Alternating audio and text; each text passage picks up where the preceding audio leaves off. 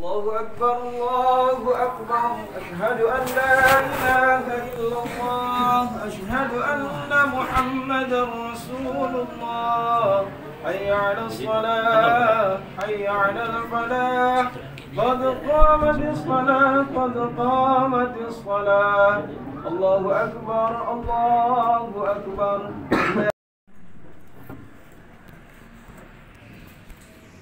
Alhamdulillah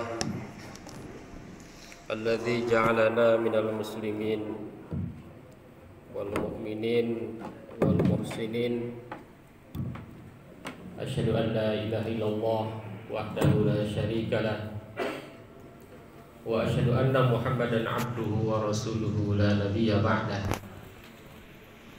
Allahumma shalli wa sallim ala hadzal nabi al-karim Muhammadin wa ala alihi wa ashabihi ajma'in. Amma ba'du fa ya ibadallah usikum wa iyaya bitaqwallah wa ta'atihi la'allakum tuflihun. A'udzu billahi minasy syaithanir rajim. Bismillahirrahmanirrahim. Walladzina idza anfaqu lam yusrifu wa lam yaqturu wa kana baina dzalika qawama. Shadaqallahul azim.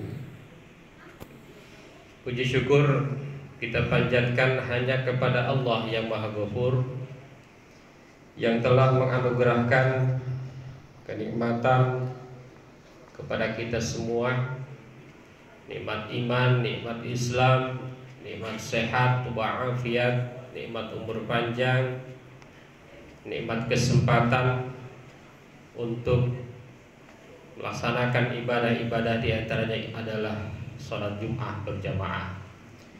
Salawat dan salam semoga selalu tercurah kepada manusia yang paling mulia, yang menjadi tauladan kita semua, termasuk di dalam manajemen ekonomi keluarga, yakni Nabi besar Muhammad sallallahu alaihi wasallam.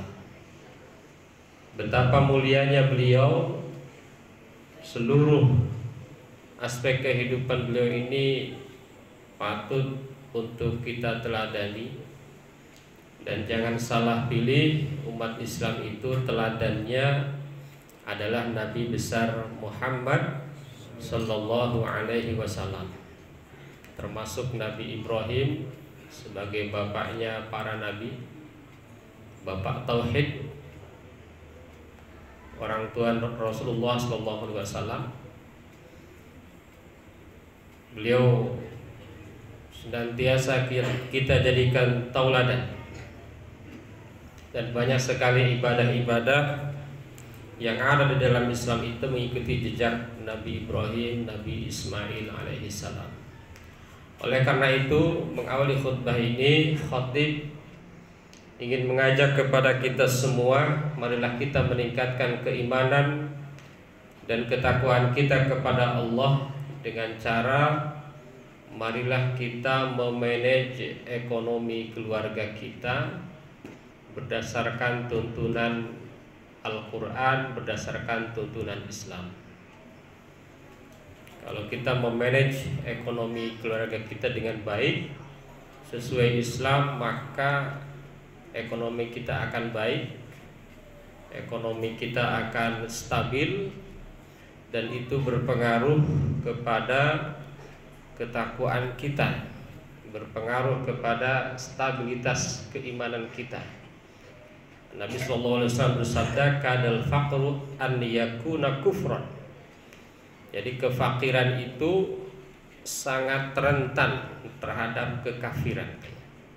Walaupun ada yang bilang hadis itu adalah hadis yang tidak sahih, tetapi memang sangat terkait.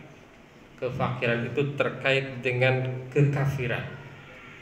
Jadi kalau mau imannya kuat, maka ekonominya harus kuat, terutama dalam membangun ekonomi keluarga kita. Hadirin jamaah Jumat yang berbahagia, para ulama menyebutkan bahwa problem umat Islam itu sesungguhnya minimal ada 3. Yang pertama adalah problem ekonomi. Umat Islam saat ini cenderung kalah secara kolektif dalam bidang ekonomi. Padahal banyak instrumen-instrumen ekonomi yang sudah diajarkan di dalam Islam. Tetapi rupanya sampai kini ekonomi menjadi problem, barangkali masalahnya ada dalam pelaksanaan. Yang kedua, problem kebodohan. Padahal hadis banyak sekali berbicara tentang nilai-nilai di dalam mencari ilmu. Ada satu hadis, utlubul ilma walau bisin, tolabul ilmi faridah minal mahdi ilal lahdi. Ada lagi satu yang bilang bahwa majlisu ilmin khairun min sittina aman ibadah, min ibadati sittina aman. Kalau kita berada di satu majlis ilmu, itu pahalanya lebih baik dari ibadah 60 tahun. Banyak sekali. Dan yang ketiga, problem umat Islam adalah problem persatuan. Umat Islam ini menurut para ahli ini problem di dalam persatuan, sulit untuk bersatu, gampang dipecah belah, bahkan pada aspek-aspek yang remeh-temeh, pada aspek yang furu'iyah berbeda saja menjadi problem yang sangat luar biasa. Hadirin jamaah Jumat yang berbahagia, mengenai ekonomi, memang di dalam Islam tidak ada ketentuan kita harus mengikuti ekonomi gaya siapa, tidak ada.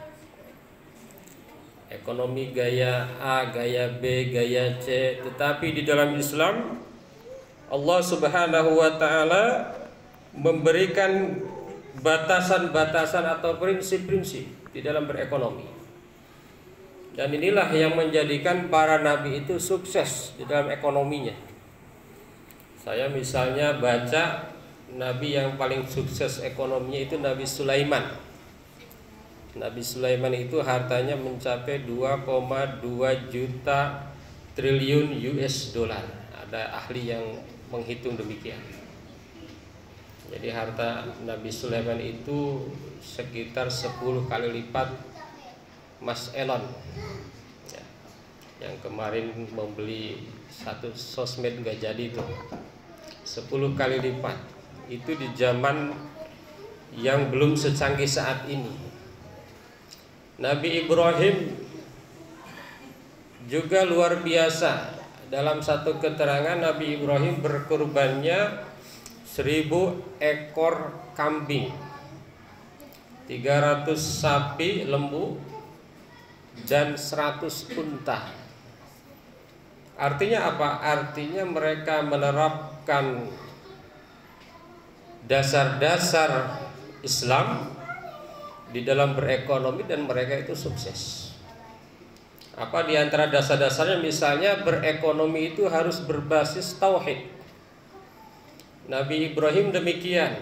Ketika dalam satu kisah ternaknya itu ada 12.000 ekor. Lalu ditanya oleh salah satu orang, "Wahai Ibrahim, ini ternak yang sebanyak ini milik siapa?" Kata Ibrahim, milik Allah Subhanahu wa ta'ala. Karena kapanpun jika Allah berkehendak, maka Allah bisa ambil. Jadi ekonomi Nabi Ibrahim yang secanggih itu, yang sehebat itu, ternaknya di zaman itu ya sudah luar biasa dahsyatnya. Nabi Ibrahim tidak lupa bahwa berekonomi itu prinsipnya adalah tauhid. Bagaimana mengesahkan Allah Subhanahu wa ta'ala. Ini mungkin yang sulit kita lakukan. Maka Nabi Ibrahim itu dikenal sebagai bapak tauhid. Dan penemuan Nabi Ibrahim dalam menemukan tauhid itu dianggap sebagai penemuan terhebat sepanjang sejarah. Bisa mengalahkan penemuan-penemuan yang mendapatkan Nobel. Kenapa? Karena penemuan-penemuan yang mendapatkan Nobel itu bisa jadi misalnya penemuan internet, bermanfaatnya banyak, tetapi madorotnya juga tidak sedikit. Sementara penemuan Ibrahim hanya berisi manfaat. Jadi prinsip-prinsip berekonomi di dalam Islam itu diterapkan oleh para nabi, termasuk Nabi Muhammad Sallallahu Alaihi Wasallam. Makanya Nabi Muhammad juga dalam kisahnya itu hartanya ya di atas 1 T, di atas 1 triliun. Ini adalah bukti apa? Bahwa Nabi Sallallahu Alaihi Wasallam di dalam manajemen ekonominya bagus. Manajemen ekonomi keluarganya itu bagus. Hadirin jamaah Jumat yang berbahagia. Kenapa bisa demikian? Karena Allah sudah janji, wa ma min dabatin fil ardi illa 'alallahi rizquha. Seluruh kita ini udah ada rezekinya. Jadi kalau ada masalah, maka sesungguhnya ada di manajemen kita. Hadirin jamaah Jumat yang berbahagia. Mengenai ekonomi, apa batasan-batasan misalnya yang diterapkan, yang diprinsipkan oleh Islam? Misalnya pertama dalam mencari nafkah. Nabi Muhammad pernah menjadi penggembala, Nabi Muhammad pernah menjadi pedagang, sampai menjadi pedagang besar ekspor impor. Nabi Muhammad pernah menjadi presiden, pimpinan di masa itu. Bahkan menurut ahli tafsir, karena di zaman itu belum secanggih saat ini, Nabi Muhammad itu rangkap jabatan. Nabi Muhammad presiden, Nabi Muhammad panglima perang, Nabi Muhammad adalah hakimnya, Nabi Muhammad adalah jaksanya. Sehingga kalau ada satu hukum, maka semuanya langsung diserahkan kepada Nabi, tidak melalui proses pengadilan yang panjang. Artinya apa? Artinya dalam hal mencari nafkah keluarga kita bebas menjadi apapun. Yang penting itu halal sesuai dengan syariat Islam. Boleh menjadi pedagang, boleh menjadi petani, boleh menjadi guru, boleh menjadi politisi, asal semuanya disesuaikan dengan prinsip-prinsip Islam, Al-Quran dan As-Sunnah. Hadirin jamaah Jumat yang berbahagia. Yang kedua dalam hal distribusi. Setelah harta kita peroleh, setelah uang kita dapat, setelah pundi-pundi kita dapatkan, maka kita harus memberikan distribusi yang tepat. Misalnya Nabi Shallallahu Alaihi Wasallam dalam sejarahnya itu infaknya, zakat, infak, sedekah, wakafnya itu sekitar 60%. Jadi sebelum dimakan itu dulu dipikirin zakat, infak, sedekah. Dalam distribusi begitu. Para ahli ekonomi juga sama ternyata. Para ahli ekonomi menyebutkan bahwa minimal 10% pendapatan kita sisihkan terlebih dahulu untuk sosial. Itu bahasa orang ekonomi kan sosial. Artinya kalau di dalam Islam ada zakat 2,5%, kalau sosial itu 10%, maka masih ada sisa, bisa untuk infak, sedekah, kurban, termasuk wakaf. Nah, ini harus betul-betul diperhatikan dalam hal distribusi. Maka kalau kita tadi mencari nafkahnya dengan cara yang baik, kemudian distribusinya kita dahulukan dulu untuk kepentingan sosial. Kalau dalam bahasa agama untuk kepentingan sedekah, ada zakat dan lain sebagainya, itu adalah cara yang sangat bagus. Para ahli ekonomi menyebutkan bahwa boleh dalam hal distribusi kita gunakan untuk poya-poya, untuk makan-makan, untuk traveling, tetapi tidak boleh lebih dari 5%. Ini para ahli ekonomi bilang begitu. Tapi jangan lupa, sebelum semua itu adalah tadi untuk kepentingan sosial, untuk kepentingan amal, tidak kurang dari 10%.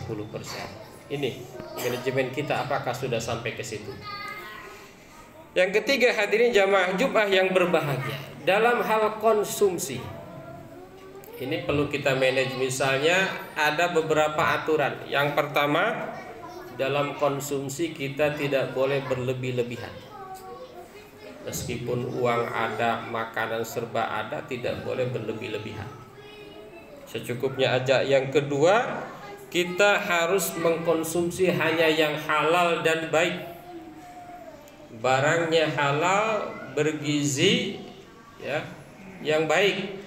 Sekarang kan banyak makanan-makanan yang memang harus kita pilih. Kalau bisa bahasa sekarang namanya organik, ya.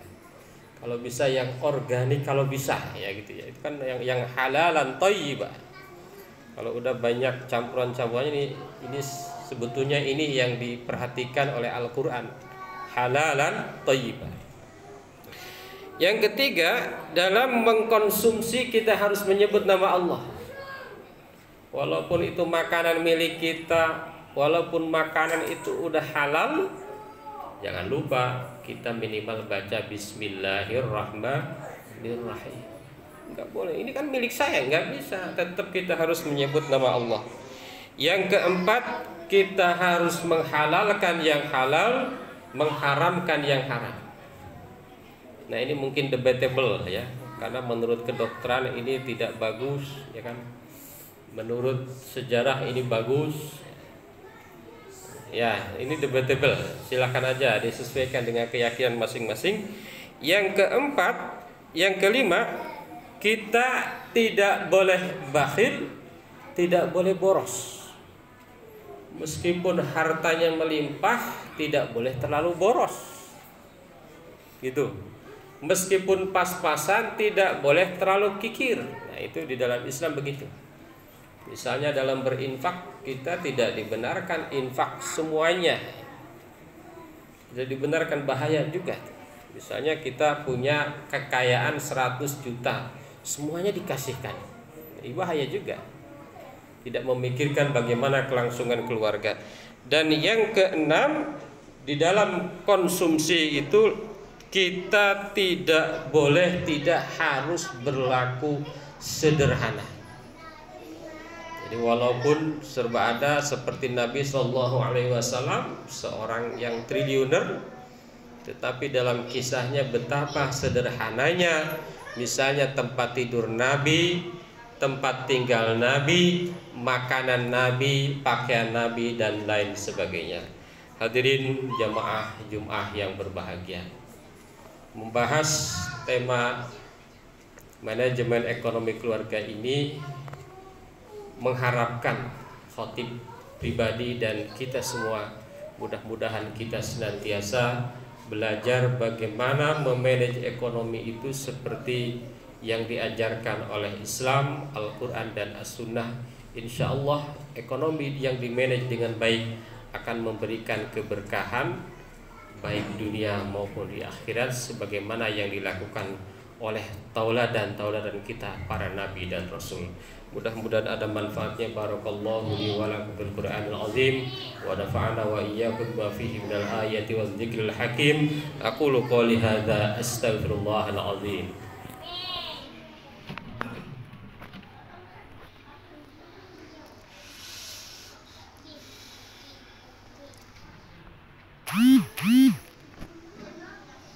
Alhamdulillah alladzi kataba ala nafsihi rahmah wa amarna bimtisali ma'muratihi wa jitinabi manhiyatihi muddatal hayat.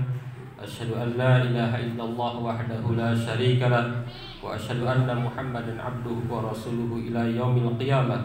Allahumma salli wa sallim ala hadzal nabi al-karim Muhammadin wa ala alihi wa ashabihi ajma'in.